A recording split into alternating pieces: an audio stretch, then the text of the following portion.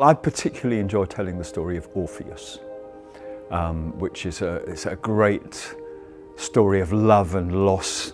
And the soundtrack, Sarah Lianne Lewis has done the soundtrack, which is it's a pleasure to tell to music,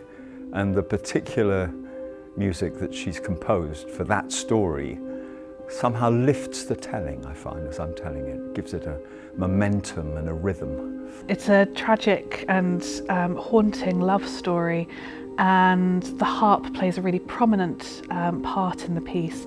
and so that features in the music, and it's this really warm, kind of tender moment in the second half of the performance that, yeah, I resonated with the story and just loved writing the music for it.